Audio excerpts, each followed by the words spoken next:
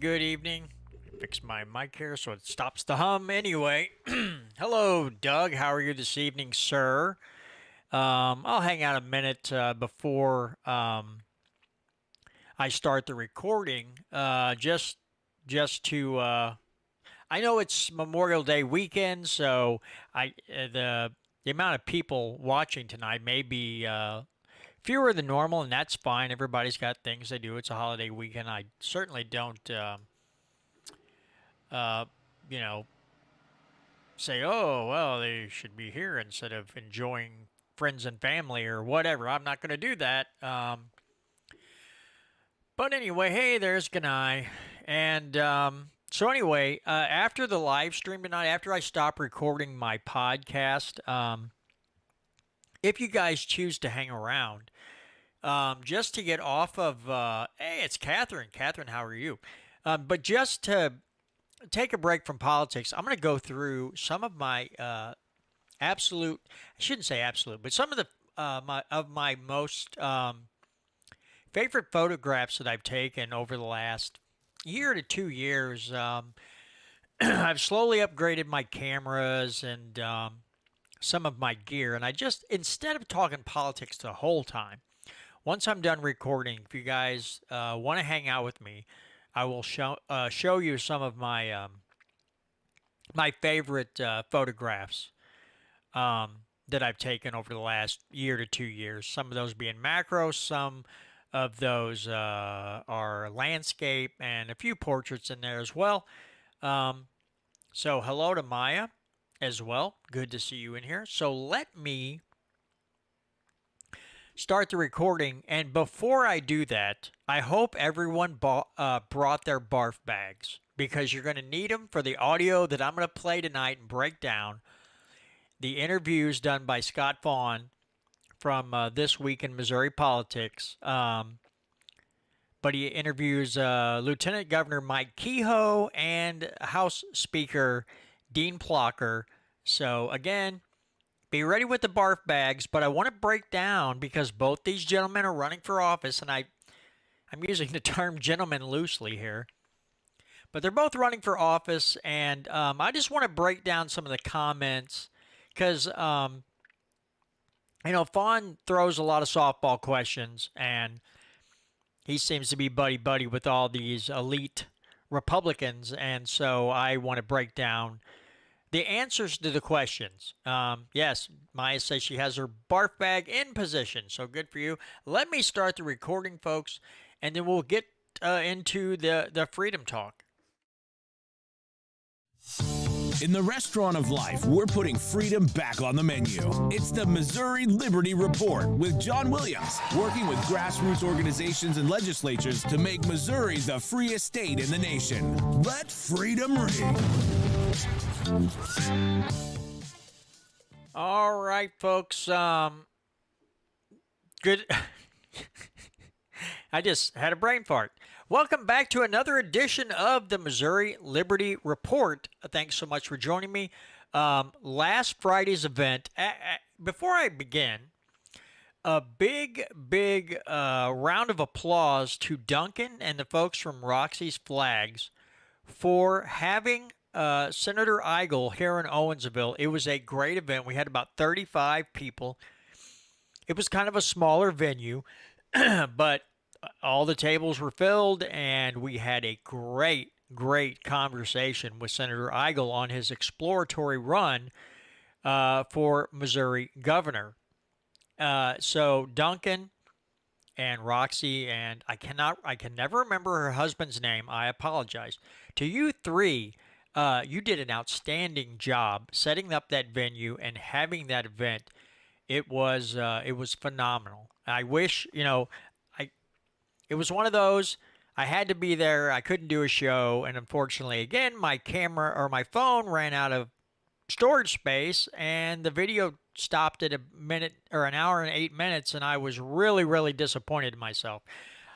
I had the thought, maybe I should check my storage. I'm like, man, I just wiped a bunch of stuff off there. Well, apparently not enough for that. But thankfully, if you go to Sam's website, you should be able to find the the audio of that whole meeting because Sam apparently I didn't even know he brought a recorder, but apparently he did, and he caught the whole thing, and it's really good. So if you want to, I would advise you to go take a listen to that. It's really good.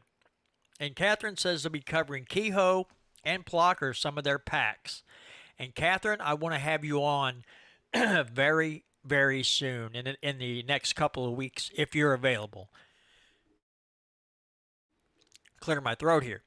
Also, before I go any farther, a good friend of mine um, had a motorcycle accident here a few weeks ago. He had to have his leg plates and screws and his knee worked on, and he got to come home.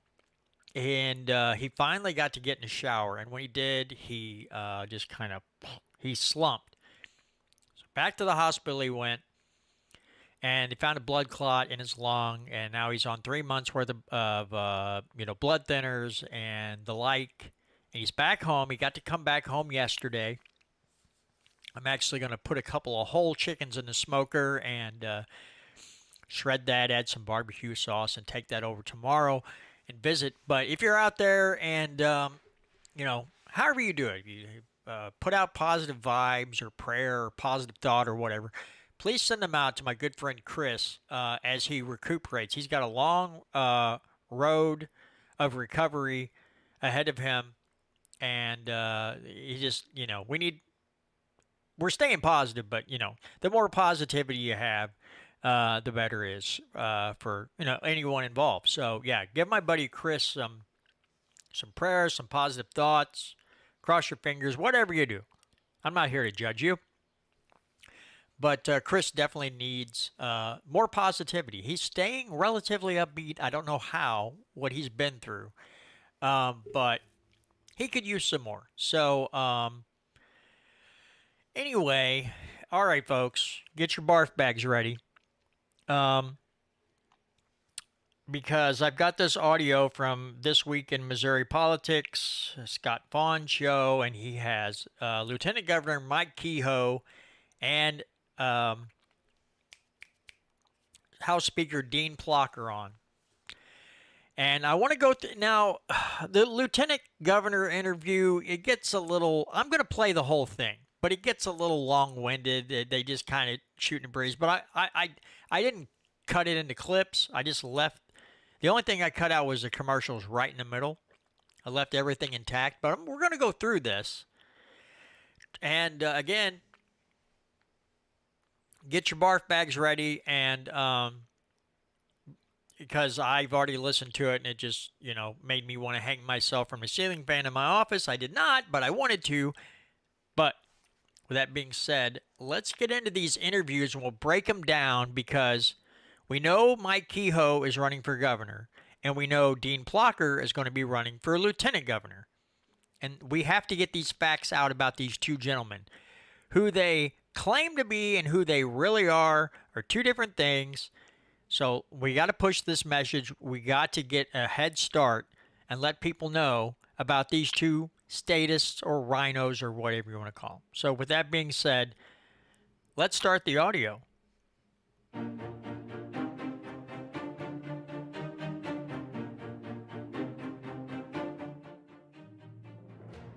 Welcome to This Week in Missouri Politics from Babbler State Park in St. Louis County, joined by Lieutenant Governor, but now we're not just perspective. You're a candidate with a campaign kicked off. Lieutenant Governor Mike Kehoe, thanks for the hospitality. Well, thanks for coming out to one of our great state parks. We love having you out here, and you're right. We had an exciting week. So walk me through this. We're just a couple days from a kickoff. I'm not even sure I knew what a campaign kickoff actually meant until I saw hundreds of people jam into a place in Jeff City. You had firefighters, you had ag folks, the soybean guys, the cattlemen, cops were there. I mean, it was a full house. Had to make you feel good about the campaign. It was unbelievable. And the thing that's happened, Scott, is as you know, over the last year, really without us trying to kind of ask for endorsements, different groups have come out just organically and endorsed. And when we had announced that, people say, oh, well, he's running for governor. So it was no secret we were running.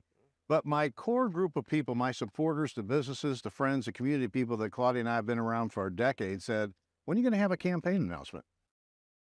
Now, right there, excuse me, right off the bat, organically, these people show up to donate.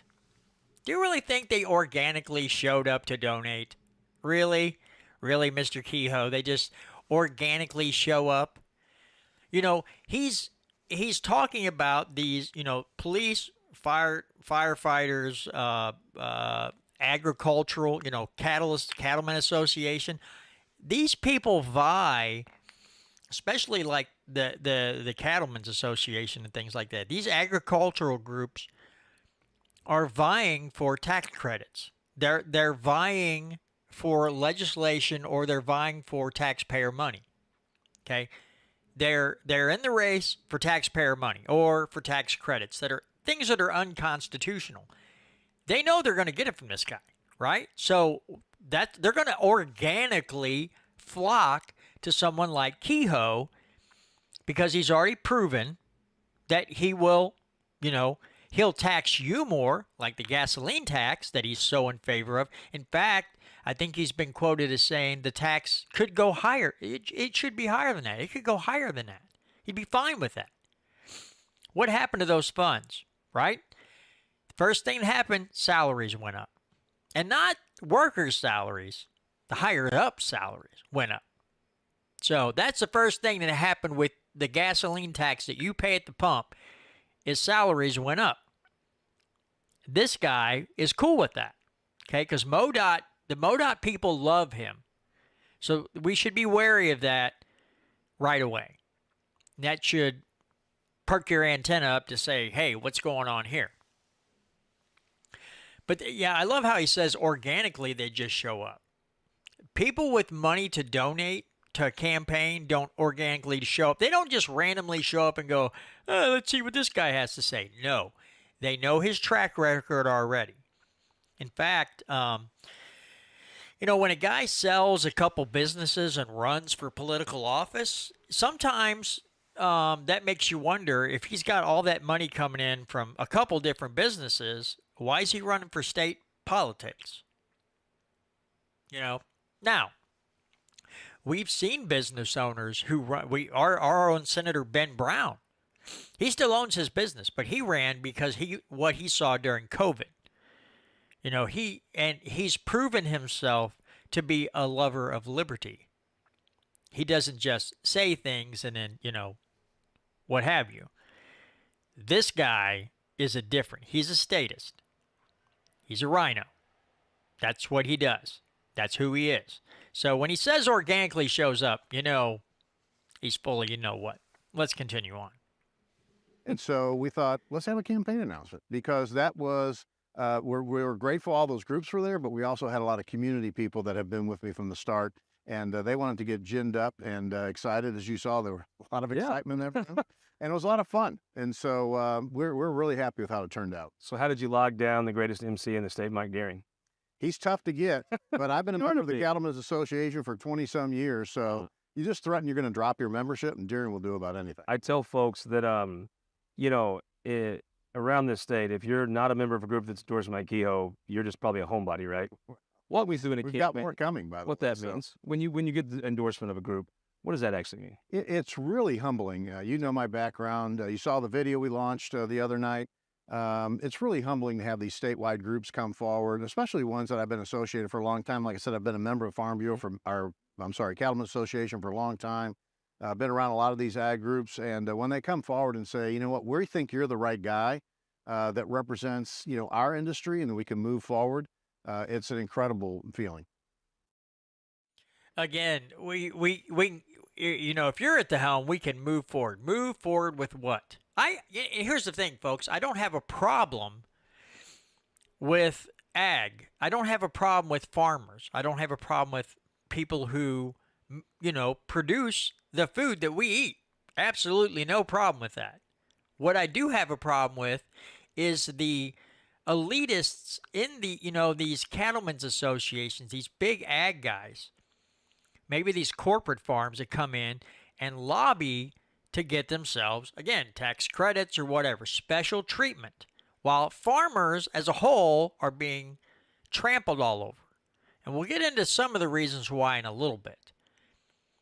But, he's all the Cattlemen's Association, yeah, because they went for tax credits. they want special treatment and unconstitutional treatment.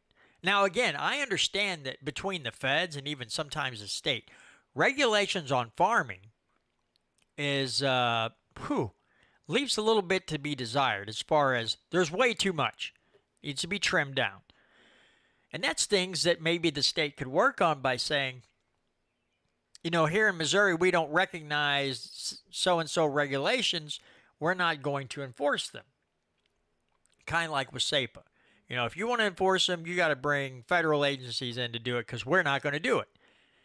But not tax credits. Not special treatment because they donate a lot of money. That's my problem. Oh, seems like fundraising is going all right. You're making a little bit of money. We're doing well. We've been blessed with that. People like our message and have been willing to invest in that message, and we're going to continue to hit it hard. I've seen it's been a consistent quarter by quarter good haul. That's got to take an organization on the ground, right, to make that happen? It does, and it takes a lot of grassroots and a lot of relationships. As you know, I travel the state extensively, and the first time you meet somebody, at least my way of doing it, I don't say hello and can you write me a check. I want them to build a relationship. I want them to get to know who I am. I want them to not be afraid to take me to the local coffee shop and introduce them to your friends. And we spent a lot of time laying that groundwork. So now we're at the point where now we know those folks well enough, and we're asking them to help get groups together. So, look, nobody has more contacts in their phone than you and Caleb Jones. I'd hate for you guys to have it out. I would be embarrassed to bring my Kehoe to the coffee shop. The only reason I would do it would be like, hey, see that guy over there? Don't vote for him. Matchup, but you might. I tried to take Caleb Jones' phones once just to see who has more, and I couldn't get it by from him. So, but yeah, he has a lot. Tell me about this, the Missouri Adventure trailer. This is your trailer that you bought. People will think it's something from the tourism board, but it's not, right? It's yours. It's ours. And you take it to places like Babbler, and you post up, and tell me what happens. Well, first of all, I tell everybody it's Claudia's trailer because it really makes her mad when I say that. But it's the Missouri Adventure trailer. So what we wanted to do is promote state parks, promote tourism, and we also promote the Buy Missouri Company. So a company in Westphalia, Missouri, built that trailer from scratch for me right there in Osage County. Another Buy Missouri Company, Impact Signs, up in Pettis County in Sedalia, agreed to wrap it for us with a Missouri theme. And what we do is we go around and promote tourism activities, mainly in state parks, but we've been to the Enterprise Center in downtown St. Louis. We've been outside of Busch Stadium. We've been downtown Kansas City. We've been at Big Cedar Lodge down in Branson. We've been all over with the trailer promoting tourism. So I do see you've got the Badminton Forest Park, the old courthouse. I see the Chiefs Stadium. We got a bridge there. Looks a little downtown St. Louis, Union Station. I do see Wonders of Wildlife. Absolutely. And Bass Pro. Nice.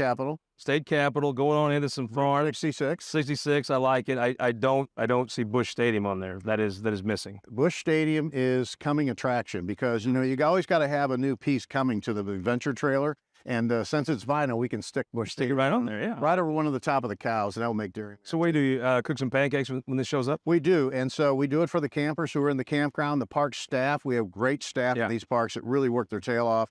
We like to do that. And as I mentioned, when we go to smaller markets, when they're at Truman Lake or we're down in Berry County at Cassville at Roaring River, a lot of times the community, the chambers of commerce, different business people come out. It's a lot of fun, and it gives us an opportunity just to tell people about what state parks are about, appreciate them coming here, appreciate the staff, and just continue to promote what we have in the state of Missouri. It was almost innovative. You were in the legislature. Governor Nixon, that was his passion. State parks was his true, you could almost always know he was trying to angle some money into a state park somewhere. Then COVID hits and he looks like a visionary, right? Yeah. Have you ever been to Echo Bluff? I have. So, I saw Governor Nixon recently, and he said, if we had one more bridge at Echo Bluff, I said, Jay, no more bridges at Echo Bluff. But it's a beautiful park, to his credit. And when it's COVID, the best hotel with Doug Nelson's name on the wall I've ever been to in my life. That's incredible. And just coincidentally, there's a Wheeler Bridge. I don't know where that came from, but I will tell you that our parks were overflowing in the COVID era. At Johnson Shut-ins, which we've been to with the adventure trailer before, they're literally parking on the sides of the road trying to get to the shut-in. So, who would have known it? But we're one of only 7 states in the union that our state parks are still free. Now, you have to pay to camp, obviously, or something. But if you just want to go into the park, we don't charge. And people say, well, of course you don't. But 43 other states do. You have to pay just to pull in the parking lot. So it's a great asset for Missourian, and we just hope people get out and enjoy it because we have some beautiful facilities. Sometimes you had to sell them a little bit until COVID hit, and then you couldn't even get into it. No, you can't. It was so full. It was a great way to put that on display, and I thought it was sometimes you have a little foresight. You get to see it come in. It was nice. Yep. Well, you know, Missouri's tourism industry is an $18 billion impact to our state's economy. It's in the top 2 or 3 important industries. 301,000 Missourians work for tourism. So promoting tourism in our state is something I like to do because I love to sell, and it's natural because it's an economic benefit that you can't believe to our state. You know, obviously folks talk about going to Hawaii or whatever for the week, and that's great. Good for them. But if you're going to take a weekend trip, I'm not sure there's a better place in 6-hour drive to just find your spot in Missouri, because you've got cities, you've got Malibu State Park right outside of a city, you've got rural areas, fishing, hunting. I'm not sure there's a better weekend destination than Missouri. One of the things Governor Parsons started as lieutenant governor and asked me to make sure happened on the Tourism Commission was, you know, South Carolina people are nice and Arizona people are nice. Let's market to somebody closer to us. Yep. Let's market to a gas tank vacation, somebody you can get here on a tank of gas. We are a staycation state. That means we're a 4 to 6 day place. We're never going to be the 2-week place. Yep. So let's go to our sweet spot. So the Tourism Commission has done an excellent job with a great tourism staff of marketing the states around us, trying to promote things. And let's face it, in Iowa and Kansas, not a lot to do. Nothing. So let's bring those people down here. Pre-COVID number, we had 42 million visitors come to our state. Last year, we were back up to 41 million. So there's a lot of people coming to the state of Missouri to see what we have. Give us a try, right? Kick the tires. They liked it. Absolutely. Let's talk People about are spending money. this campaign. I watched your video at the event last night. I think it's on your social media and your website. Grew up in North St. Louis. I think I knew that. I'm not sure how many people knew that. You talk about in there, you had a single mom that raised you, and with youngest of 9, is that right? Youngest is 6. Youngest 6. Coming up, that could have been easy. It wasn't easy. And, you know, look, I go back to my old neighborhood many times. There's a community center there in Walnut Park that Claudia and I are volunteers at, with a farmer gang member who's doing great things in the community, giving kids hope. But that's the problem with lots of urban areas across the state, including in St. Louis, is when you stand where I grew up and you look at the houses next to it and the houses are boarded up. I mean, how many of those kids that live in those neighborhoods think that there's a chance of going and being a part of the American dream? They don't think it's real. Yeah. They really don't. When I talked to these kids when we were filming that commercial right in front of my old house, I talked to them and told them who I was and what I did. And they say, "We can't believe you're from here. That never happened in this neighborhood." And just We're on low expectations sometimes. you gotta make sure they understand there's hope. Yeah. You gotta understand what they're going through. And then it's easy to be in some other county in Missouri and see what's happening in inner city and say, "Oh, those people are just a bunch of crazy people." Yeah. They're folks just like you and me, and they just want an opportunity. Geo, the youngest Ford dealer in the country, right? Youngest in 1992, we were the youngest Ford dealer in the country. Started a manufacturing plant in Osage County. Osage County, Osage ambulances. We ended up selling to the employees when I bought the dealership, and they're one of the top emergency vehicle manufacturers in the United States now, still owned by the employees. And they've grown. When I left, we had about 50 employees. They're up to 125, one of the most important manufacturers in the county, and the employees still own it. I remember there was a time you were presiding over the Senate when Senator Schatz and Senator Lively were inquiring of each other. Maybe the 3 people that together employed more Missourians than anybody else that's ever been on the Senate floor at the same time. Yeah, it's Doug Lively and I become great friends after the Senate. You know, we had a few little scarfs while he was in the Senate, but he's truly, that's the problem with the politics right now, is that people can't disagree. You can disagree on the floor, but you get outside of the floor, you should understand and respect each other. And Doug definitely does. Obviously, Dave Schatz does, both incredible successors. Interesting point you bring up, though, because I remember you, Doug Lively, employers, business guys, type A guys, could be a little heated, right? But today, I know there's a bigger supporter of yours than Doug Lively. No, he understands that, you know, looking at the government from a small business point of view is really the right way to do that. When you're thinking about policy, when you're thinking about controlling spending, all the things you can do. Okay, so here's the thing. 'Cause you know what's coming. We have to run government like a business. That's one of the key phrases. Even Republicans and Democrats alike, I don't know if you want to call them the elitists or just the statist type Republicans, always want to banter on about running the government like a business. The problem is, to me, okay, when you're running a business, you're running it because you want to produce a good, you want to make a profit. Governments are not supposed to be sitting here trying to figure out ways to make profits, because where's the profit going to come from? It's coming from you and I. Okay, so when they sit there and they try to go, how do we bring in more money? Well, the money's coming from you and I. Okay, So when they run government as a business, I it just drives me insane. This is becoming more and more commonplace as we go along. Oh, you know, if you're not a small business owner, if you're not a business owner, you shouldn't be shouldn't get into politics. And I'm like, well, I've never been a business owner. I've worked for several small businesses, but I'll tell you this, I understand what government's role in my life should be. I understand that very well. And a lot of these people don't. The people that are former owners, business owners, a lot of them, some of them do, but a lot of them don't. They don't understand government's role or what it's supposed to be in our lives and in their lives. They're looking at it as running it as a business. But again, if you're going, I just, maybe they mean it exactly that way. Sometimes I don't think, I think some of them don't, but I think a lot of them do. So how do we bring in more money? And it's taxes and fees and regulations and all these things. And it's like, you know, as a business owner, your first thought should be, dang, why do my taxes keep going up? Oh, that's right, the government. And then they get into politics and they want to run government like a business. And they forget where they came from. I think they forgot how crappy it was when they got their tax bill. You know, and they had to go through the write-offs and all these things, just trying to keep their tax bill somewhere where it doesn't kill them. And that's a problem. And it again, it drives me absolutely bonkers to hear these people say, "Oh, we got to government run it like a business." Well, you're running it into the ground.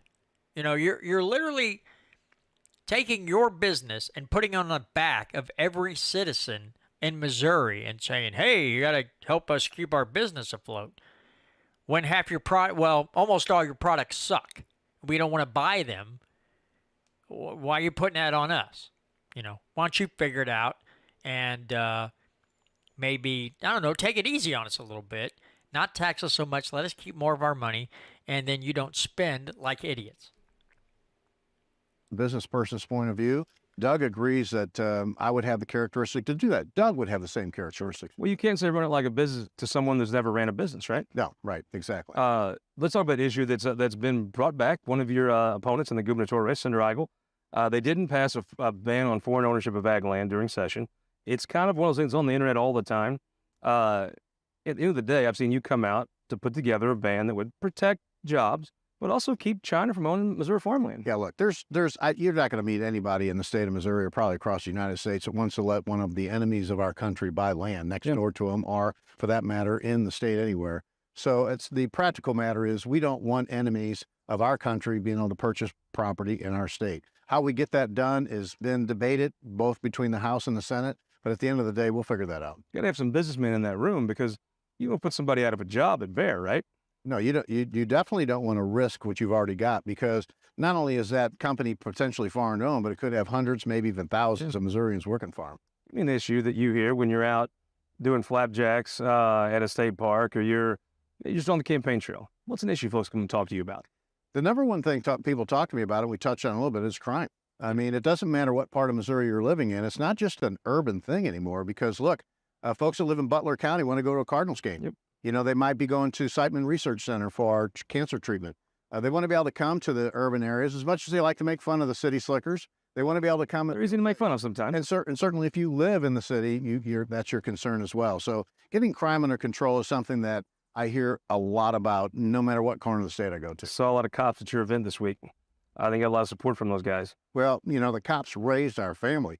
When my dad left, it was the police family around our neighborhood that literally put food on our table and clothes on our back. And so I'll always have their back. Oh, you go through the campaign, gun rights. In the Senate, I think your record's probably as stellar as anybody's on gun rights, correct? I've been endorsed in the last 2 elections by NRA. I've been a lifetime member. Being endorsed by the NRA does not make me feel at ease. It doesn't. We know what those of us who pay attention know what the NRA is like. Okay? And it's not, NRA does not have gun owners, uh, best interest at heart. They have supported multiple bills that impede on your Second Amendment rights. And I've been endorsed by the NRA. Yeah, well, that doesn't, in today's world, that doesn't mean anything. And if you know what you know about the NRA and you know what you know about the feds and everything else, yeah, Gary says NRA is absolutely useless. Yeah, the only thing they're good at is raising money and in lobbying the hell out of Congress and in the states. That's all they're good for. But they have backed several bills that would impede your Second Amendment rights. So when you hear this should be an automatic turnoff, in my opinion. Because if that's the only group endorsing you on your so-called stellar record for gun rights, yeah. Thanks, but no thanks. I'll go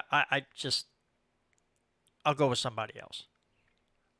Way before politics, I'm a big believer in Missouri's Second Amendment rights. A lot of people, every time there's something that happens, people immediately want to go blame the gun. Certainly the gun might have been the instrument involved, but we've seen cars, baseball match just this past week at a congressman's office.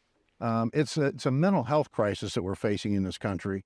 And we need to get our arms around that piece of it to help solve it and leave our Second Amendment rights in place. I understand Mr. Norquist came to town, talked about taxes. You're a businessman. I understand you're signed on. Yeah, we back in February, really before he came to town. Meet him. I think mid-February, we went online and we signed 2 documents, one as a candidate for governor and one as a person who is in the lieutenant governor's office. Very few folks have done that according to their organization. So we have plenty of revenue right now. We need to control spending. We need to take opportunities to put money back in Missourians' pockets because they can spend their money better than any politician can any day of the week. And so putting that money back in the market when we can is very important to me. Okay, here's the thing. I want to know how he plans on doing that because, like when Senator Eigel brings up eliminating personal property tax, it's crickets, absolute crickets.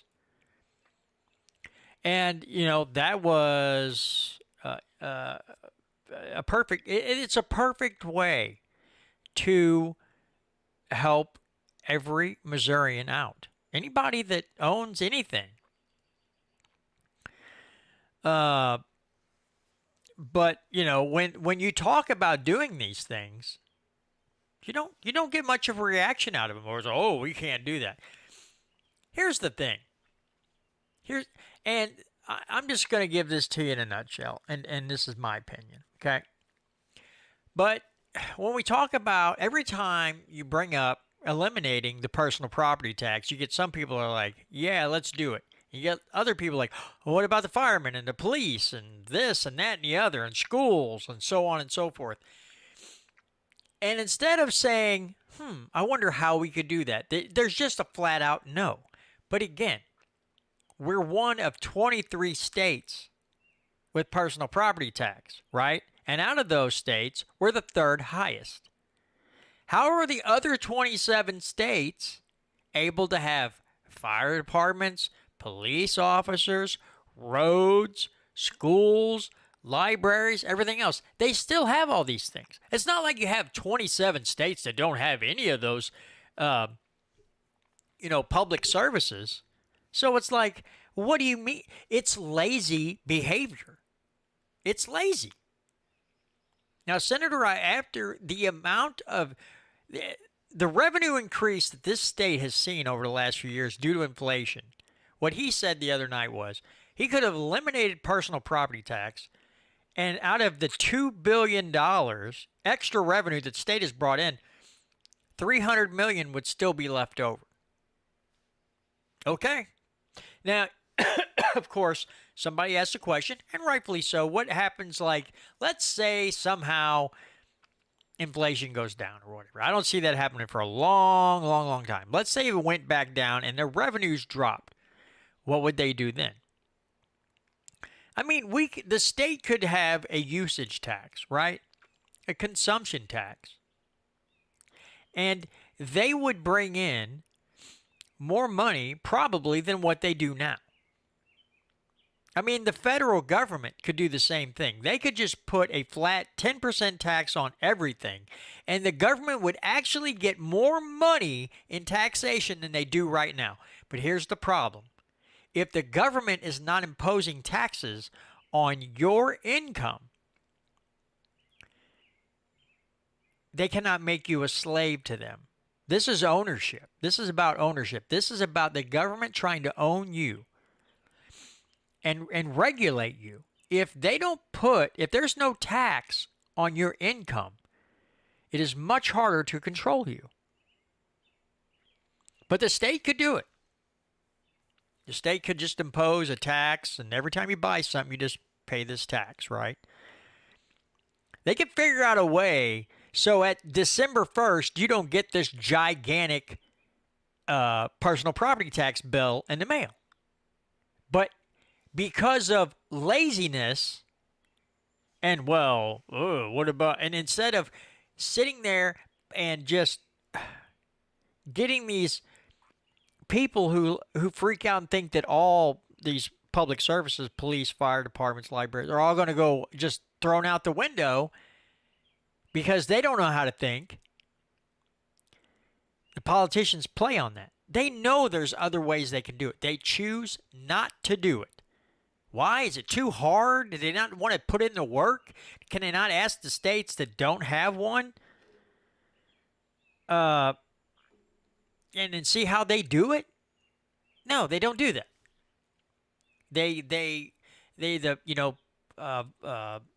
People from police departments and fire departments come in, testify at hearings, and they get afraid for their political career, and they just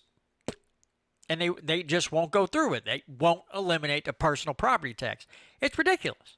It's really ridiculous.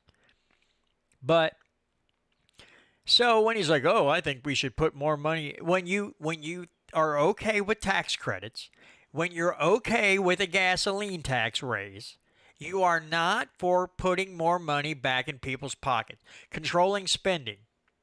What did Missouri do with the extra revenue? They immediately earmarked it and started spending it.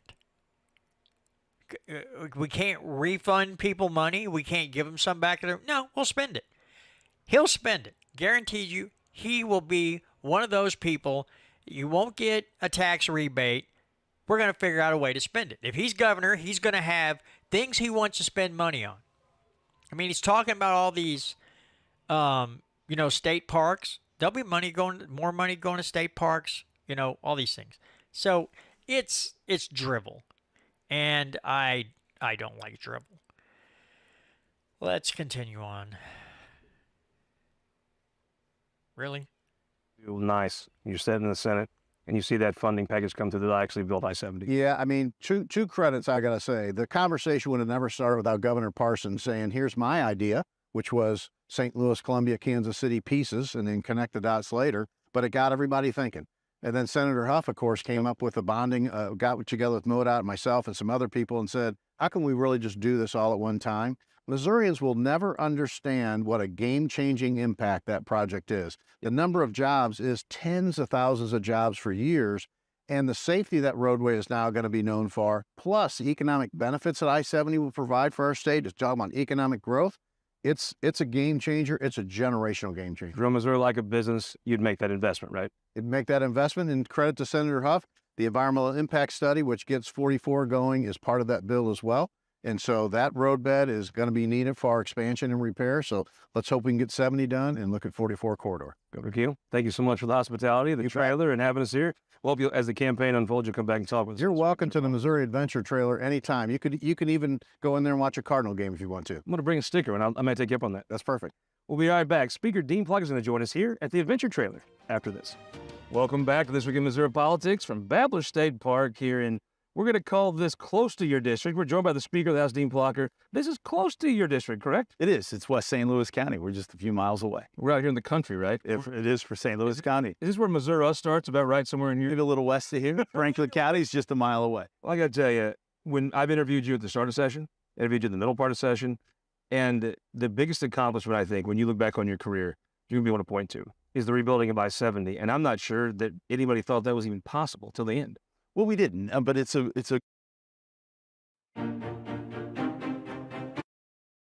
Pardon me, somehow that got all screwed up, and I don't know how. Oh my goodness. Shut up. I'm going to murder my phone. Come on. Let me get back to. Well, what I want to say is, first of all, they're going with this I-70 corridor thing, right? They're really proud of their I-70 blah, blah, blah, blah, blah. And listen. Again, what did they do with the extra revenue? Now we've got this gasoline tax, right? That we've been doing. None of that money went to I-70. None of it. None of the extra money that you fork out every time you pay to fill up your car is going to I-70. But that's what it was supposed to do, right? Highway improvements. Blah, blah, blah, blah, blah, blah. Highway, roads. None of that money went to I-70. What did they do? They earmarked $2 billion to put to I-70. So the question you need to ask Kehoe, you need to ask anybody that voted for that, hey, how come none of that money went to I-70? Where exactly is that money going? We'd like to know. What are you doing with the extra funds from the gasoline tax? Because you're going to get crickets. Again, it went to salaries, it went to other things. But do you see improvements in your area? I want to know, because in my area, I don't see squat. I don't see anything. So I would really like to know where that money goes.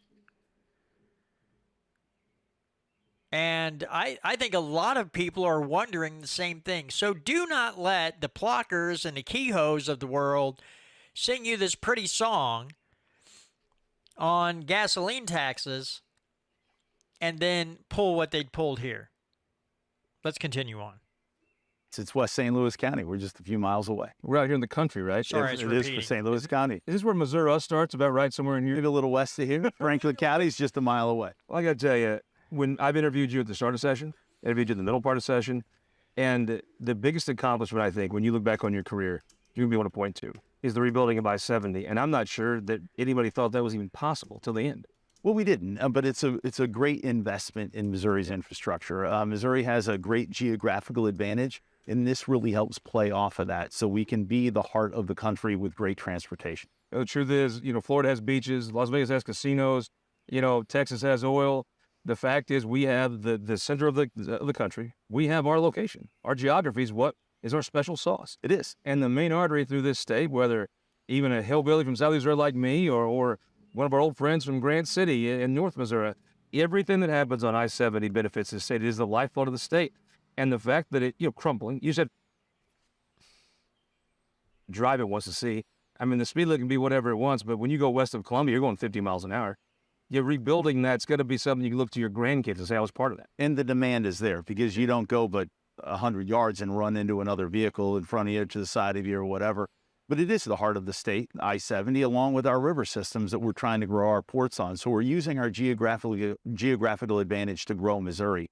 And that does nothing but help everybody. I like to say we claim you a little bit. You're from the country part of town and country. Probably the most pro-rural Missouri person I've seen in the legislature, including folks from rural Missouri, in a long time. The most pro-rural.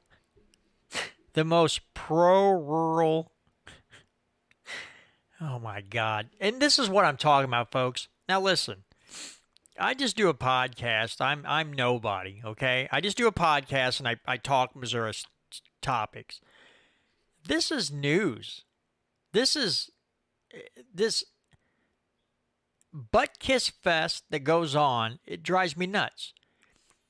People, the media is really not taking these guys to task for what they've done to Missourians. With taxation and, you're the most pro-rural. Really? Really? He's the one that comes to mind? Give me a freaking break.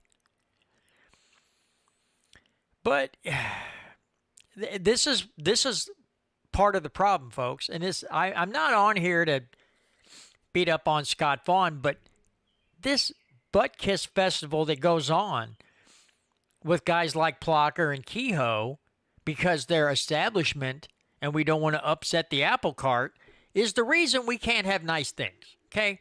They're the reason we don't have nice things. Them and several other people in Jefferson City are the reason we can't have nice things. So it is really annoying to listen to this. I mean, again, I wanted to break this down, but good Lord, does it not want to make you shove your head into a ceiling fan? It really does benefit the entire state because, frankly, the roads you pave in Sedalia or Pineville, frankly, probably come from tax dollars generated on I-70, and making that a 6-lane superhighway, that's going to benefit everyone in some way. It will. It will. I think we're going to look forward in years to come, be glad we did that. So you get done with session. I mean, it felt to me like it was a very almost normal session, but very successful. Lots of legislation moved. Folks at home can decide if that was good or bad. But the fact is, there was one thing that you talked about that didn't quite get done. It was initiative petition reform. Yes. And, I've heard you say, putting a statute on the books, fine. That's a nice majority vote thing. But it does feel like it's very easy to change Missouri's constitution. Maybe too easy. That's something you've said before. It didn't quite happen. It felt like there was a proposal at 54%, and 57 was discussed, and 60. At the end of the day, why did that not get done? Well, it didn't get done for several reasons, but the House passed it out, sent it to the Senate. They sent it back to us. It came out of conference committee at 57%. We took it up first, passed it. It was in the Senate's hands. And the Senate sort of had an emotional meltdown, if you will, the last couple of days. I don't believe the Senate passed one bill the last 2 days of session, which was a shame. It didn't help Missourians as I think Missourians deserve to be helped. But we'll be at it again next year. We believe in constitutional initiative petition reform. 50% plus one is not good. I think there needs to be better transparency. And those initiative petitions that are often funded by out-of-state interests, George Soros and some liberal entities, need to have a higher threshold so they're vetted for Missourians. So there's more transparency, there's more work put into it, so that things don't get added to our Constitution to make our Constitution over an inch thick. You look at Now, here's the thing he's leaving out. That bill was 57% for us, 50% plus one for the folks in Jefferson City in the Capitol building. So we have a higher threshold than they would with that bill. That's what it would have done. So I don't think it was a good bill. I think it sucked, actually, and I'm glad it didn't get through. Because if we have to be 57%, which I don't have a problem with, I do not have a problem with a higher vote threshold, okay? Because that way it makes it harder for, again, the out-of-state, the big money interest to come in here and manipulate the Constitution or change it. I think the people in the Capitol should have to hit that same threshold as well. I don't think they should get special treatment because they're a representative or a senator. So, yeah. This whole initiative petition thing is a bunch of it was a show. I don't think they expected it to get through, but this emotional meltdown in the Senate that he's talking about, that they didn't pass anything for the last 2 days of session, when you have leadership that puts a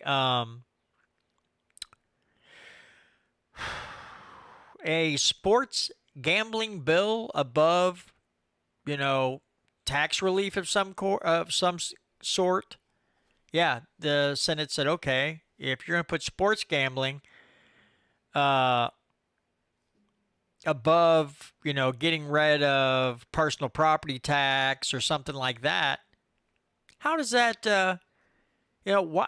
And on Twitter, I saw people like, well, the Senate wouldn't pass sports gambling. The people wanted it. Like, really? What people wanted it? What people want? Because I have talked to a few people that said, oh, I wouldn't mind sports gambling here in Missouri. But I bet you, if you asked most people, hey, would you rather have sports gambling or get rid of that stupid personal property tax? I bet you a good majority of them will say, yeah, get rid of personal property tax. And we can do the I'm looking at the comment section here. You guys are cracking me up. But yeah, to say that sports gambling was a bigger priority is dumb. So I don't know. It's just, oh, they had an emotional thing. Well, and I'm sure the subject will come up again. I just wanted to state there's reasons why the Senate said, we'll just filibuster the rest of the time out. Because the priorities, again, coming from the House side, seem to be for a certain select group of people. And some people in the Senate had all of Missouri's, interest at heart, I guess you'd say. We're actually trying to help us, and some people in the House thought sports gambling was more important to them. Federal Constitution, it's really hard to amend that. The Missouri Constitution has been riddled with wanton language. Absolutely. So you come back next session. The conference committee report you could accept? We did. I mean, I like that? I did. I felt like it was worthy of passing. It's never going to be what, I mean, it's not made to be whatever you want, right? No, you don't get what you want. Yeah, exactly. I thought, that seems like the starting point for next session, right? I think so. I think we're going to work off of that, but we're going to come back with another version.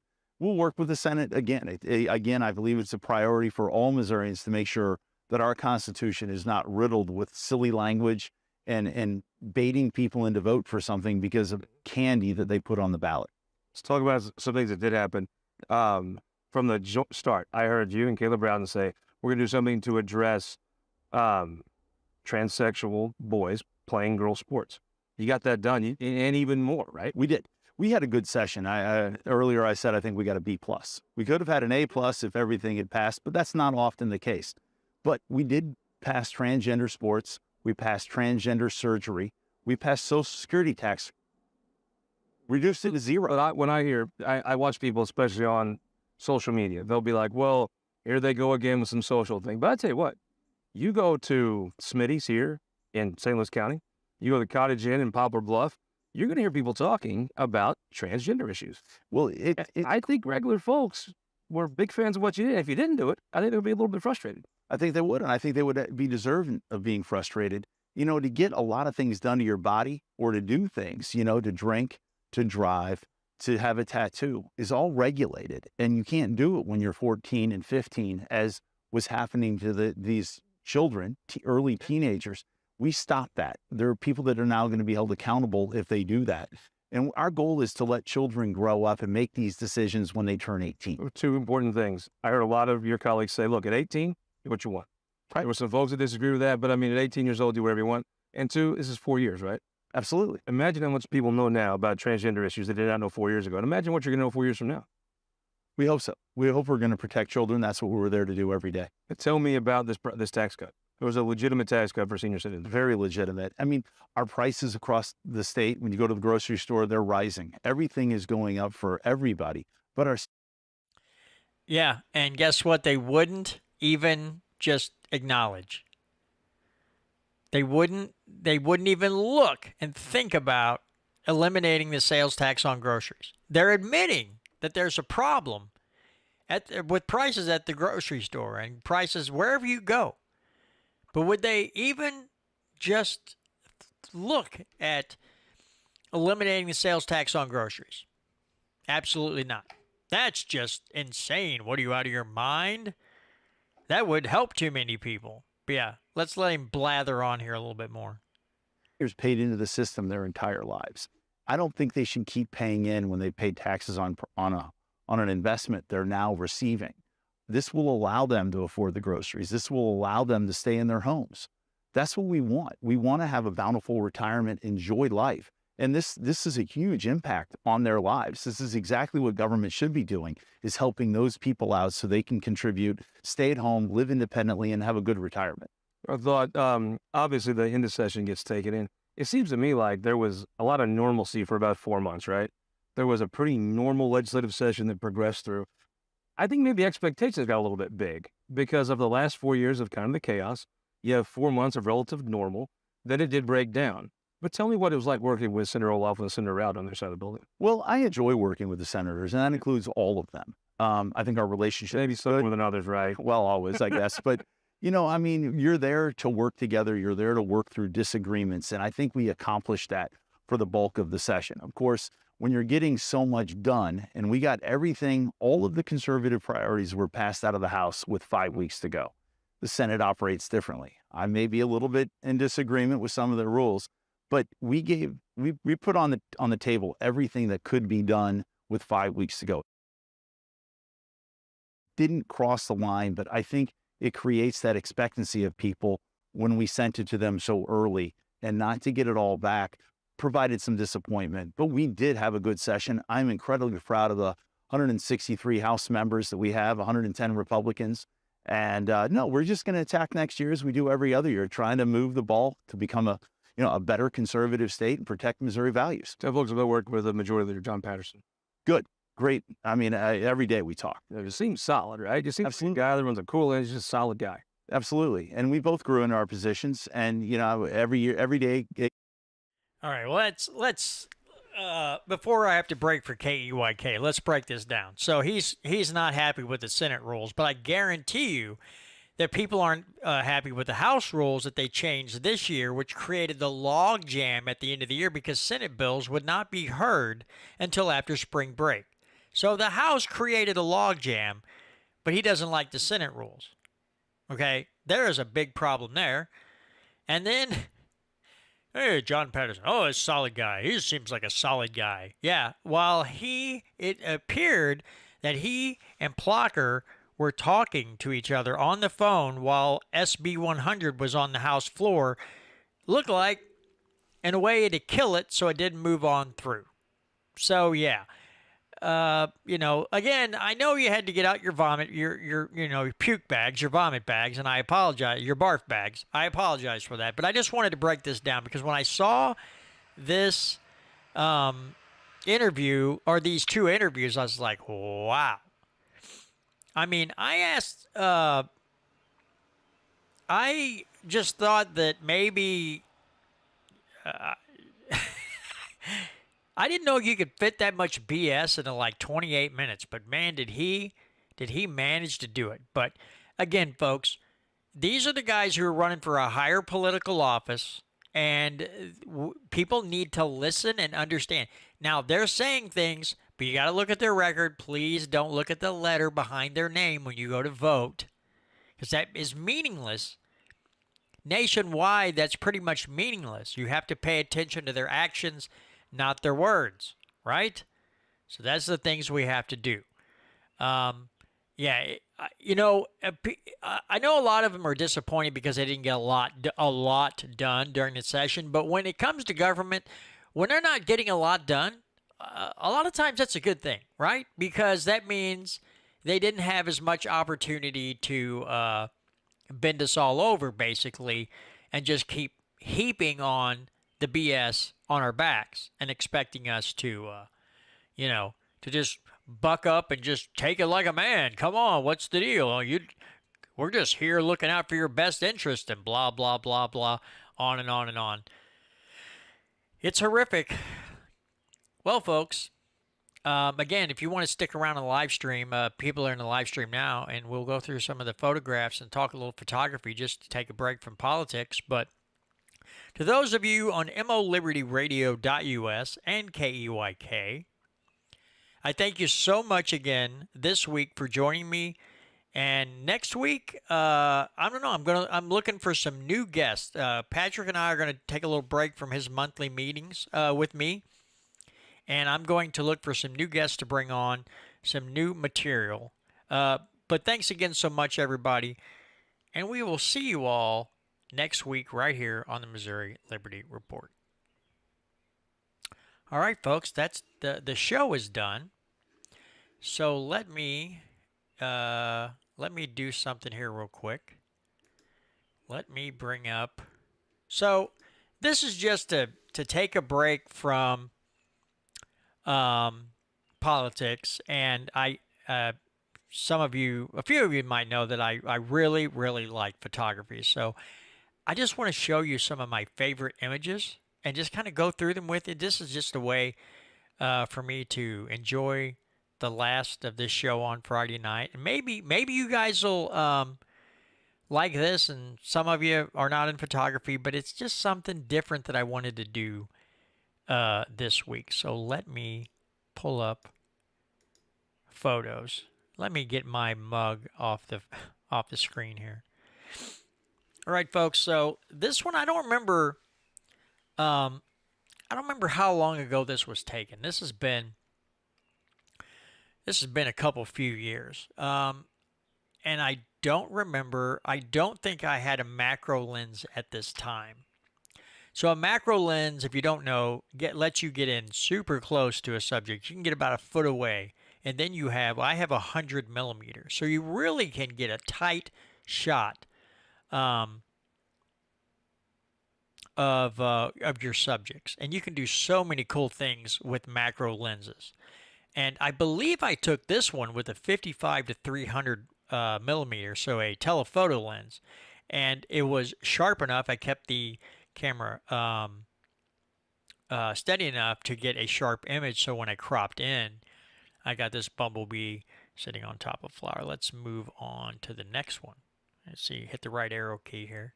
Okay, what's the deal here, Skippy? Okay, this one I did a few months ago. This was not taken at night. If you look up here, you'll see the sun peeking through. But what happened was my settings were so awful that no matter what I did, it was blown out at the top. Okay, it was just really blown out. It looked bad. So what I did was I did a dark edit. And as you can see, everything's just silhouetted. So the Capitol here in the background, it just created this silhouette of Jeff City back here along this line. But you still got this sun flare here and then the light peeking through the clouds. But it was taken with a, let's see, this one should have been taken with a 35 to 70 2.8 lens. So that's a telephoto lens, but it's an older piece of glass, but it's a fantastic lens. All right. Now this one this is the Gasconade River, right off the bridge in Mount Sterling. This is early in the morning. I did this in January or February. It was cold as hell outside when I took this. My hands were aching by the time I got back to the car. But I wanted to get an early morning shot of the river. And I did a darker edit on this too. I didn't really make it pop. And when I do a lot of my photo editing, I a lot of times, depending on the subject, sometimes I like a darker edit to some of my photos. But yeah, this is a Gasconade River at Mount Sterling. Let's see, what's the next one? Okay, this one is on a trip home from work, and instead of taking my normal route of Highway 50 to 19, I took Highway 94 down towards Rhineland, and I happened to see an eagle sitting in a tree off to my left. So I stopped, and luckily the section of 94 is very straight down there by Rhineland. So I was able to stop, kind of pull off on the shoulder, and I got trying to get shots of him in the tree, and I was hoping that he would take off. Because if he did, I had my camera ready for an action shot. So it's a pretty sharp image. And I caught him in flight. He flew right in front of me, and I got a decent shot of him. Now, I think the next one is one of my favorites, and this is just an accident. Yes. This one I absolutely love.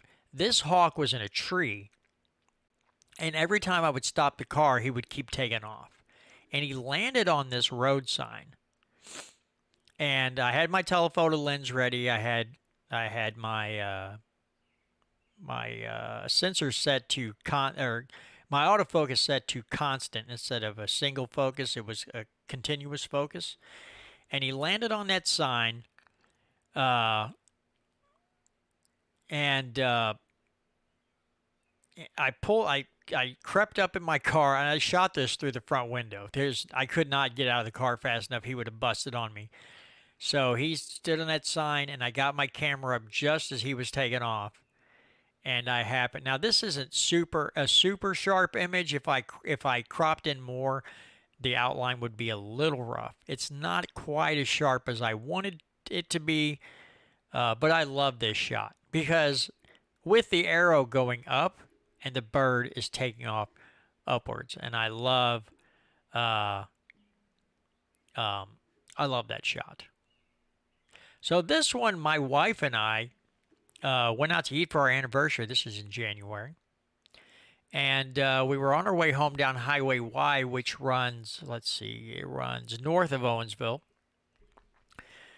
And I crossed this little one-lane bridge and happened to look over, and this owl's right off the side of the road. So I stopped and turned around and just stayed in it. It just rolled my window. Actually, my wife rolled her window down. And he would not look at us. This bird kept looking towards the field. And I was talking to him and making noises, and he wouldn't look, and he wouldn't look, and he wouldn't look. And he finally, my wife said, "Come on, pretty boy, look at me." Boy, he whipped his head around, and he just sat there. I just knew he was gonna take off flying. It wouldn't have bothered me because I could have got him spreading his wings and taking off. He didn't move. I guess he was tired, and he was, well, it was getting towards dark, so maybe he was sitting there waiting for a meal. But yeah, that is the only good shot I've got of an owl in the wild, and he was just sitting on top of this fence post, checking it out. This one is okay. This is early morning, right below the bridge over the Missouri in Jeff City. It's an okay shot. I got to go back there at night when they light the Capitol up and then get back farther and try to get some headlights and taillights zipping across the bridge and getting the Capitol when it's lit up at night from underneath perspective. That'd be a great shot. Now, this one's right here in my yard. This is another shot with my macro lens. This bee, getting its pollen. Here's why. Okay, so I upgraded from a crop frame camera to a full frame camera. And the difference in cameras is remarkable. Because I was not standing as close as I normally would with my macro lens. I cropped in, and you see all the detail in this bee's wings. So I actually cropped way in on this photo and still got the amount of detail that I did. This Nikon D800 that I got are it's an amazing camera, and I didn't have to pay a whole lot for it after I traded in some of my old crop frame gear. But again, the detail that a macro lens can capture, if you can keep your camera steady and really get a good tight shot and a steady shot, you can get some amazing detail of things with a macro lens. It is one of my favorite things to do. And no, Maya, I have not done underwater photography. I slightly looked at getting a, the housing and everything, but I was like, I'll tell you what I have looked at.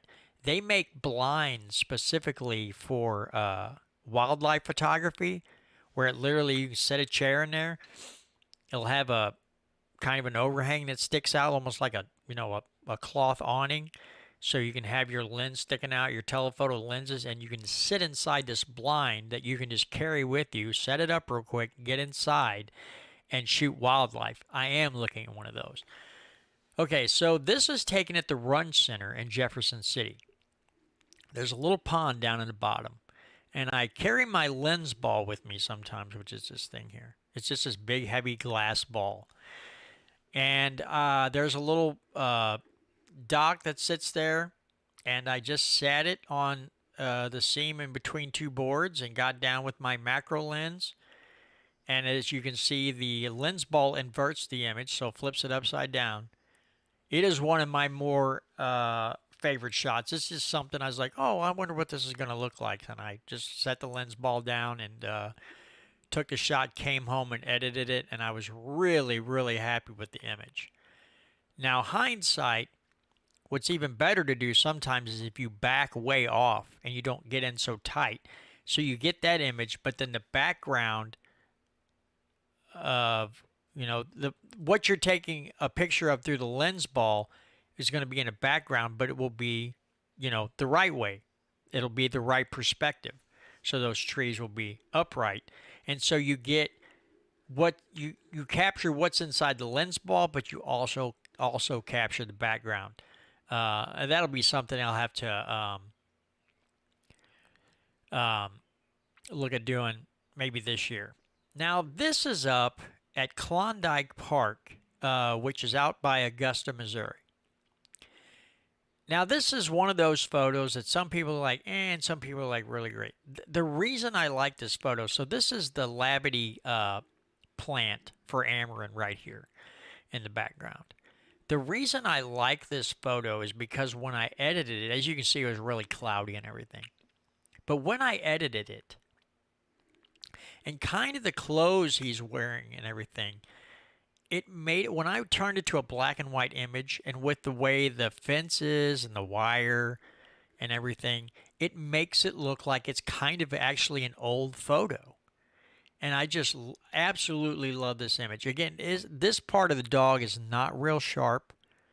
It's kind of blurred here. There's a little bit of a soft blur. So these edges are kind of rough. But I love the look of the photo. And my son's like, hey, Dad, can you hurry up, take this? This dog's not the lightest. But this is my son, Jaden, and his dog, Atlas. And he's a big, floofy goofball, but he's a great dog. And I captured that image, and I really like the old look of it. Sometimes, when you go through old photographs and someone captures something, even a part of daily life, and it's just something about black and white composition that really just makes it even better. That's the way I felt about this photo. Now, I just took this one the other day. This is also at the Run Center. But here's the interesting thing. I did a trial of another piece of photo editing software because I'm getting ready to format my hard drive and start over again because Lightroom is acting really stupid. And I don't know if it's my computer's getting too old and I have to buy something newer, or if I just need to format the drive and start over. These sunbeams coming down were not in the photo. There's a part, almost like a filter or something in the software, and I was like, I'm just going to try this. It put it in here, and I thought, man, that looks like I actually did that, but I did not. It added it in. And I think without it, it doesn't look as good. These sunbeams crawling into the top of the photo really added an extra little thing to the image that really just kind of, I don't know, it's hard to describe. But you got the highlights here already in the trees, so it doesn't look super fake. It looks like it could have been, I could have taken it that way. But the sun was too high at that time, honestly. So this is from software, and it did the photo justice. It actually made it pop a little more, and it made the image more interesting. Now this one was also done with a macro lens. This was out of my wife's grandmother's house. This butterfly was being awfully cooperative, and that's what I'm talking about. See the detail in the eye? Now this was with my old crop frame. If I had done this with a full frame, I can't imagine what it would look like. But the detail in the wings. Now you'll notice how I don't know what I had. I don't know if I had the lens wide open. I probably did, because the field of focus is pretty narrow. See how this is all nice and sharp, and then once you get to here, it starts fading away. And then everything in this kind of plane is in focus. So I probably had the lens opened way up, which really narrows your field of focus. And sometimes now, if he was more straight up and down, and instead of his body being angled away, even if I would have had the lens open way up, the bottom of him would have in focus too. Yes, Maya. Photography is the way I unwind. If I have a really bad day at work and I take my camera with me, I spend an hour or so walking at the Run Center or something and taking, especially in the summertime when the flowers are in bloom, and I'm nerdy about taking shots of insects.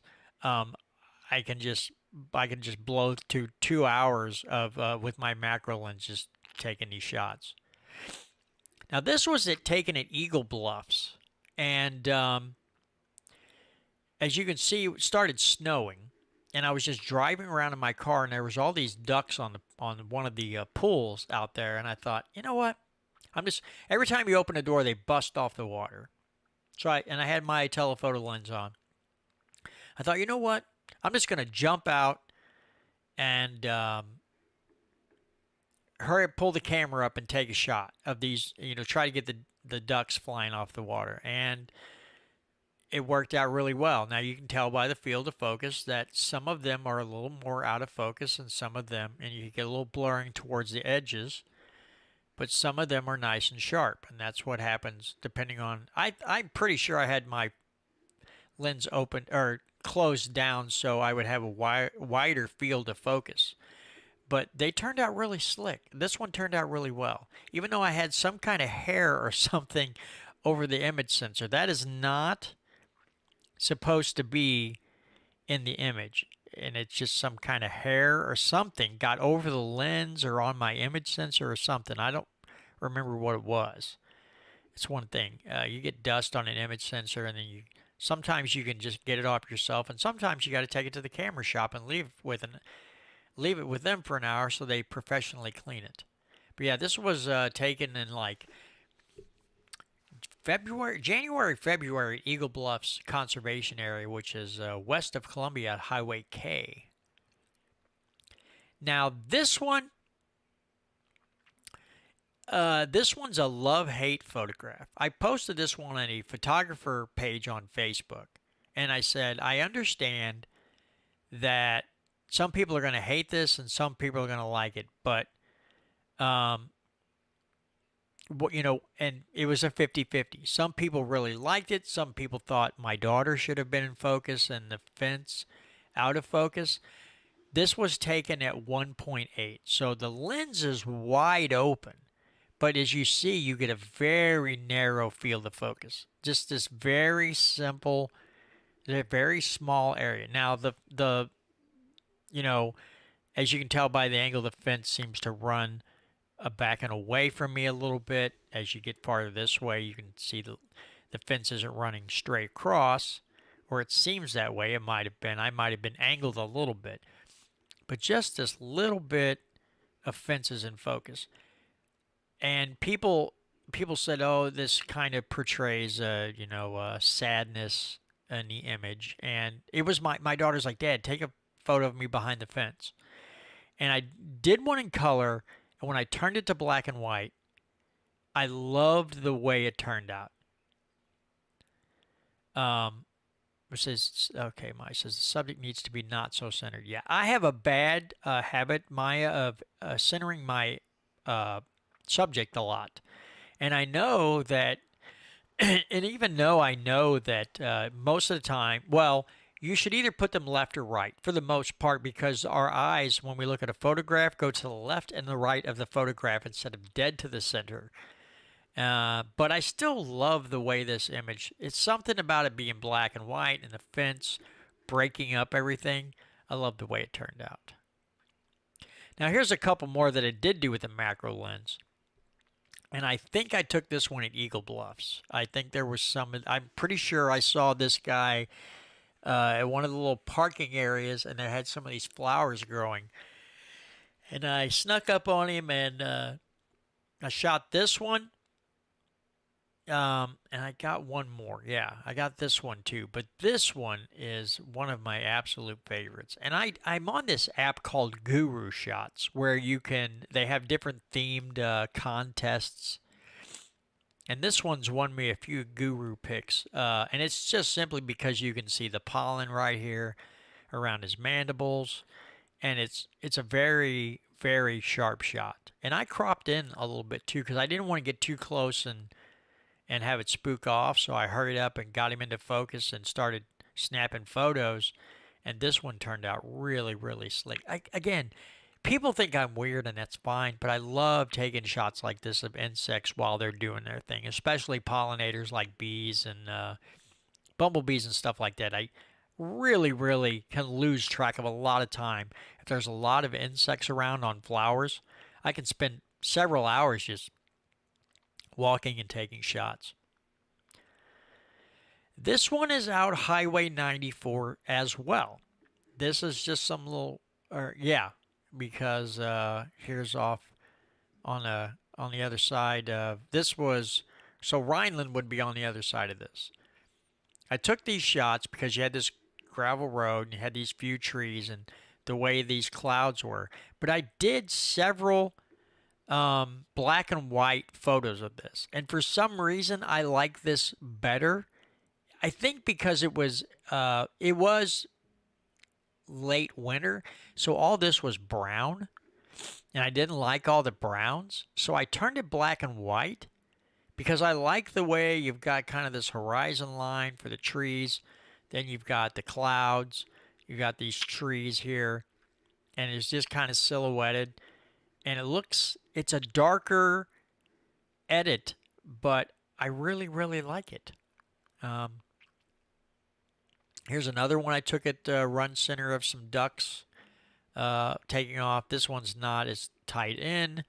I was farther away from this pool.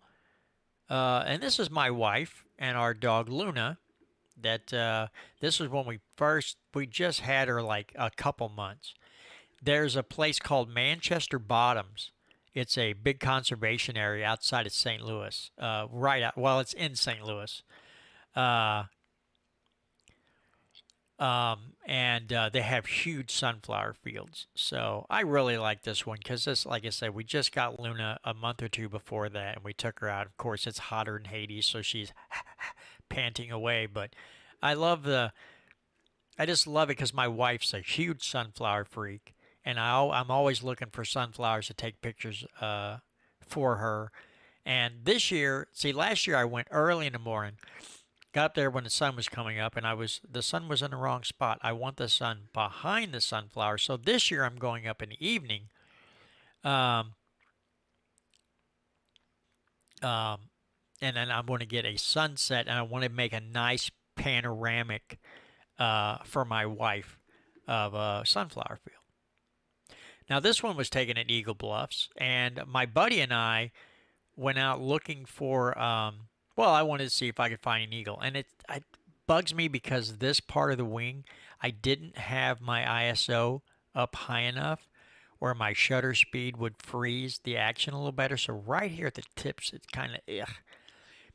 But there used to be a nest right off the road, and the lightning struck the tree. Unfortunately, I had to take the tree out, and the nest went with it. But this eagle had picked up a branch, and it was rebuilding its nest. And I happened to catch it as it was flying towards me. That was one of my luckier shots. I still really like it, even though the wings kind of look crap. It was the first time I had captured an eagle doing that, so I was pretty happy with it. Here's a blue heron that I caught at Eagle Bluffs as well, taking off out of the water. That one didn't turn out too bad. I mean, see good detail in the eye, and of course, now the wings are a little closer, so again, the depth of field changes, so it's hard to get that all in focus, but that one turned out pretty well. This was at Eagle Bluffs. This was another macro shot, of course. Again, I'm a bee fanatic, can't help it. I love taking pictures of insects. Now, one thing if you go to Eagle Bluffs at a certain point of the year, one of the pools will get absolutely filled to the brim with white pelicans.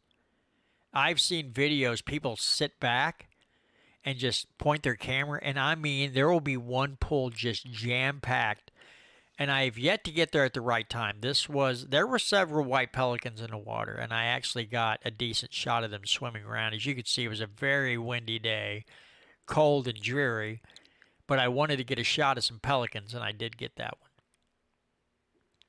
Here's another macro shot. I hate these things, but he was being nice and he wasn't trying to sting me. So I got this macro shot of this wasp collecting some pollen. Again, insect nerd that I am. Is that all of them? Nope.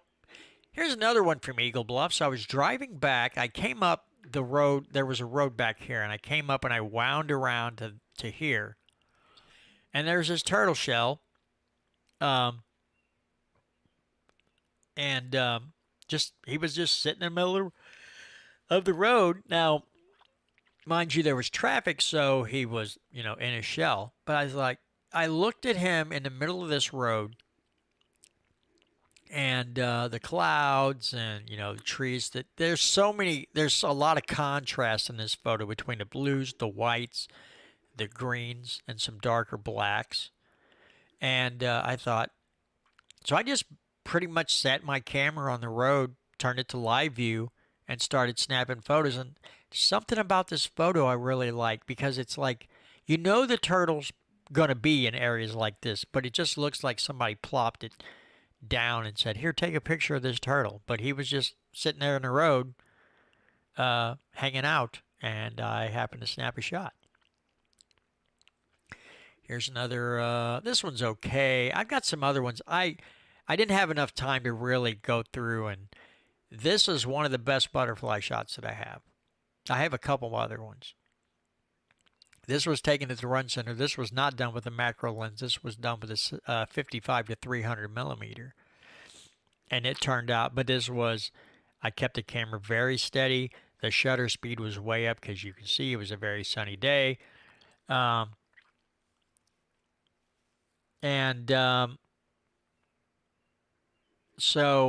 yeah, everything was just right to get a shot like this. This one also has multiple Guru pics on Guru Shots app. But yeah, it's one of the best. This one, and there's one other one that's really one of my better butterfly shots.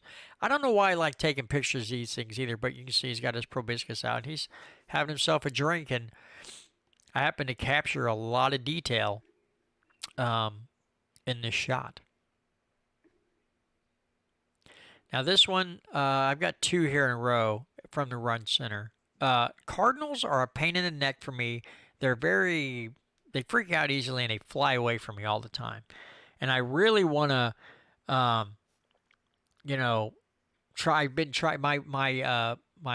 wife's grandmother and my mom really like cardinals, and I always try to get a shot of them, and I very seldom get a good shot. But that one and this one are the two best I've gotten of a cardinal. Of course, these were done with telephoto lenses because these little suckers like to fly away at the drop of a hat. And I just turned just in time, and he landed on this branch, and I was able to get a shot of it. Here is probably my best butterfly shot, taken with a macro lens out of my wife's grandmother's house. This thing stuck around and flew all over the place. And this isn't even with my new camera. Again, I cannot wait to get a picture like this macro of a butterfly with this new camera, because it just adds. But this was with my old Nikon D7100, and it still is a fantastic shot. A lot of detail got captured. Now I did crop this in some, because when I cropped in, I could see that I had gotten a steady shot, and I was like, man, great shot. Just the outside edge is a little soft, it's not tack sharp all the way across, but this area here, it is very hard for me. There are some people that are so good at macro, and I am not. I'm okay at macro. I am okay at all photography, but sometimes you just get a shot and you just go, oh, there it is. There's the shot I want. And it turned out really well. Here's another one with one of my macro lenses that I took. This was probably at the Run Center. Again, a very shallow depth of field. As you see, it's just right in here, and then it falls out of focus as it falls away. So that was probably at like 2.8 or 3.5. Nothing above 4. Or it wasn't closed anywhere past 4. So I had it lens pretty wide open. Now, this one right here is my luckiest shot ever. So I just bought what they call a Nifty 50. It is one of the cheapest, most versatile portrait lenses that you can buy.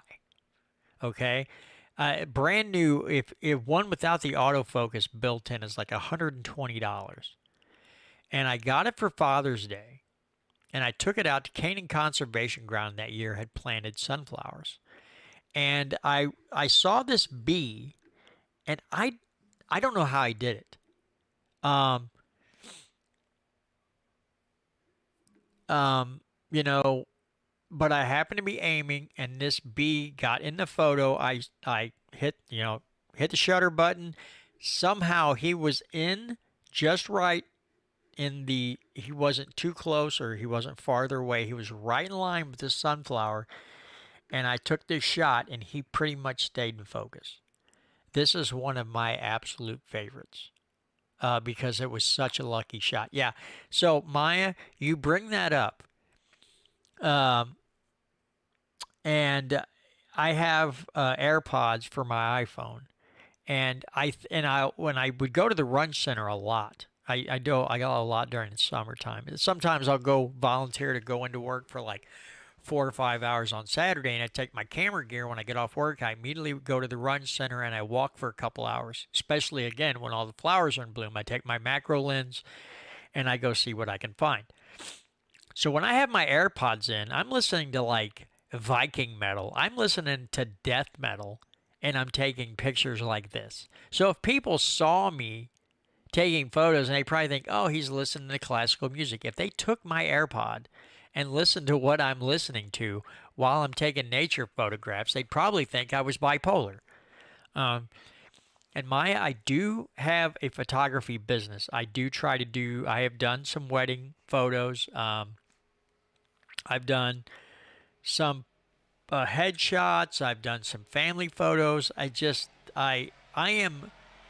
There's two gals here in town that have photography businesses, and getting business away from them is like pulling teeth. So I pretty much, if somebody asks me to do photography for them, I will. In a heartbeat, I do it because I love it. But it's become more of a hobby, and I just do it because I love it so much. Yeah, my actual and that's all those photos. My actual photography business is called Bent Penny Photography, which if let me turn this off. There's a funny story behind that, but let me get out of here. Come on, escape. Thank you very much. You know what? I got to pull up some other. Because I'm enjoying what I'm doing right now. So uh, let me find see if I got any other photos I think you might really like. I should have some somewhere. I mean, good lord. It's just I have so many pictures. Trying to find them all is like it's like a miracle if I can find them. Let me see what I can find here real quick. Oh, I don't even know if I looked at these. Oh yeah, I did. No, I did not look at these. Shame, shame, shame on me. I know there's a couple more photos that I've done. Let's see. Pull this one over here. Really? Okay, let me get this back up here so I get the right. Okay, I gotta turn that off, and we'll turn this on. Okay, let me blow this up all the way. So I took this out of my wife's grandparents' house. They had these, whatever kind of flowers they are. And I had never tried to capture a reflection on a water drop. I don't remember if it rained or if the humidity was just that high. There was a lot of moisture on the plants. And I took this shot and got a reflection of the flower in it, which I found kind of interesting. I'm gonna keep going here. See if I can find anything else. Why is that? Okay, get out of here, freaking weirdo.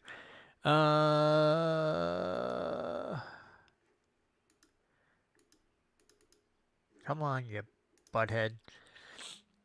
Okay, open this up and let's see.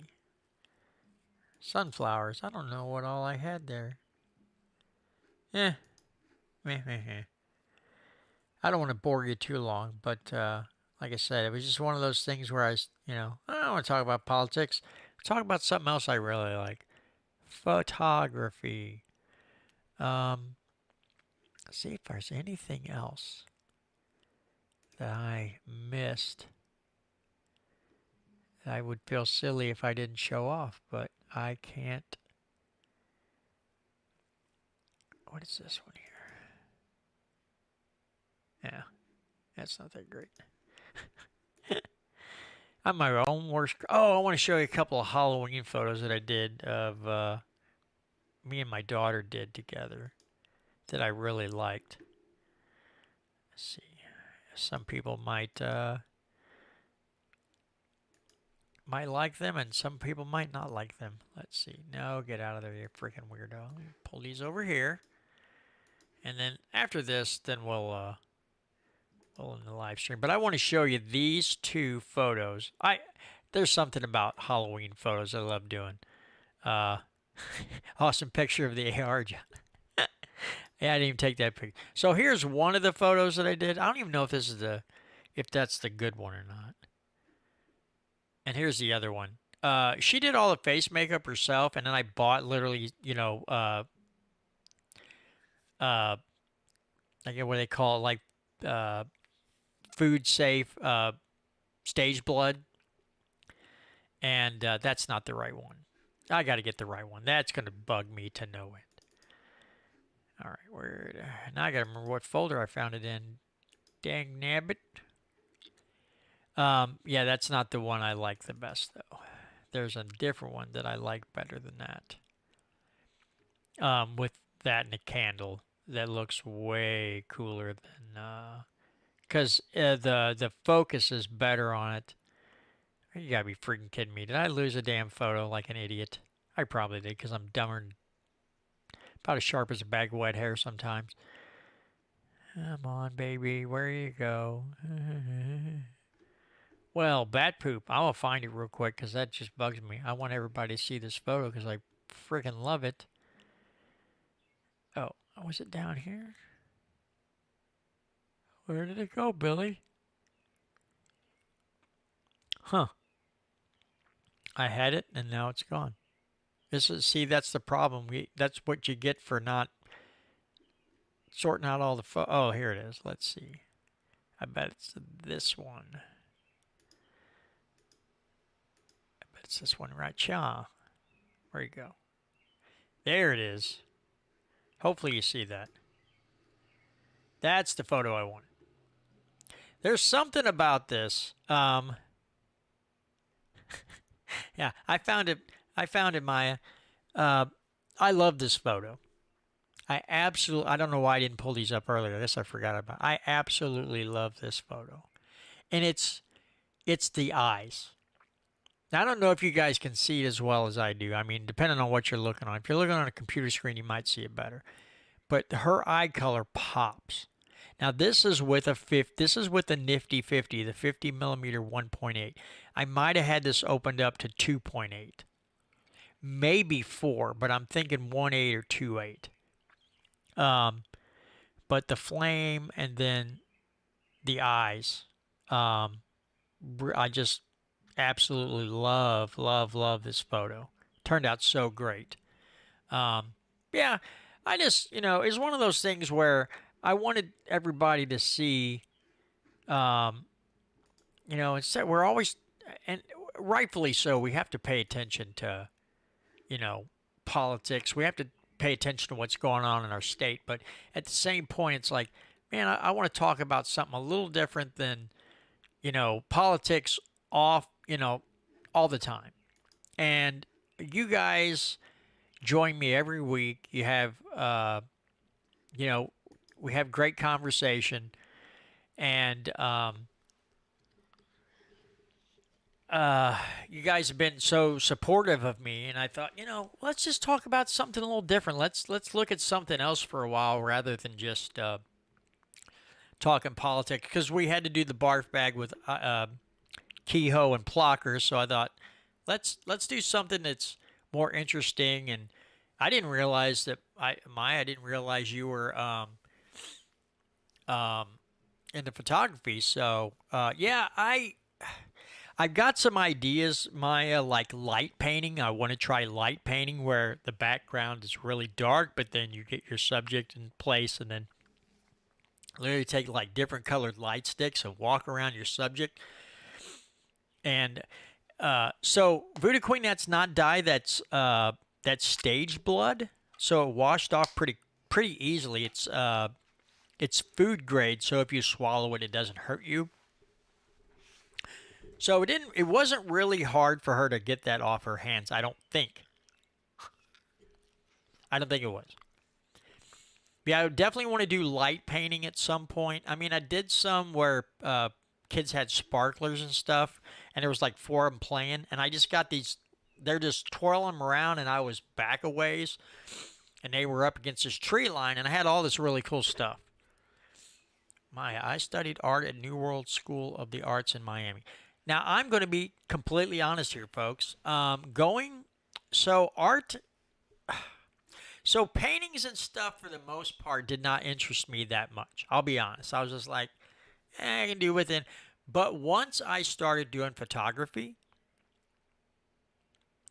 paintings became much more interesting to me because now I understand you're looking at a subject, your field of view, the way you portray an image, the centering, the symmetry.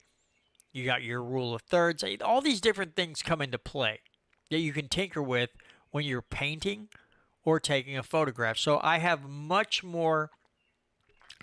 deeper appreciation of painters. And the only painting I've done is I went to this art bar. We went up to Minnesota and I painted like a snowy, there's like a big full moon with trees and snow on the trees and snow in the air. I did one of those where they have an example and they show you how to do it. And there's a guy on TikTok that I've watched. He just sits there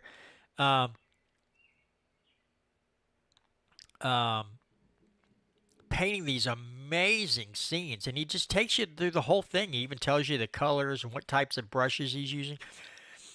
If I had a steadier hand, I would love to fool around with painting. Because there are some photographers that literally will paint and photograph, or there are some artists that will paint and photograph. I don't think I have the artistic touch for painting. And I barely have it for photography. This is not something that I'm an expert in or anything like that, but I love it. Fishing and photography are the two things that I do to relax. And I haven't fished like I used to fish all the time, and I barely do it now. Photography has kind of taken up that gap. But it's two things that I love to do. And folks, in this day and age, no matter how bad the world around us gets and how crazy it gets and no matter how much we fight for freedom, I believe that you got to have something like this. It doesn't have to be photography, meet anything that you can do to just take your mind off the things around you and help your body and mind relax. And that's another thing. This really helps me when I get out and do photography. Yeah, I've got a cousin who is fantastic. It's with like creating bowls and painting the bowls when he's done, ceramics. So good. Now see, this makes me want to pull up one more dang photo. See, now I'm not going to stop. I just took some family photos, and I took a few of my wife, and there's a couple of them that I absolutely just love. And like I said, it's this, I love the background, but it's the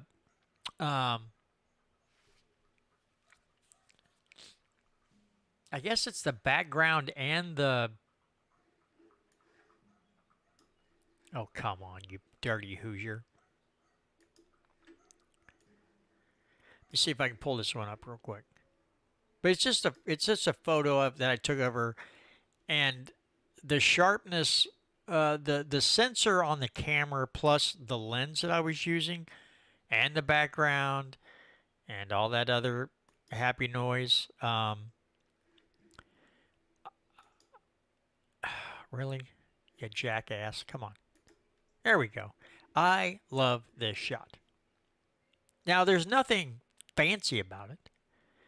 You just have this, it's at our local park, our local city park, but the trees were kind of going in a line behind it in a row. And I told her, I was like, get up against this tree and just look, and she just started looking around. It's like, don't move. And I started taking shots. I love this shot. I mean, it's my wife, so that's one thing. But the all the contrast, I mean, I think it's the color she wore, the color of her hair with the tree, and then you have all these greens and browns and everything behind it. I really, really, really, really like the way that turned out. But it's the thing, folks, that if you ever decide to get in photography, you'll notice that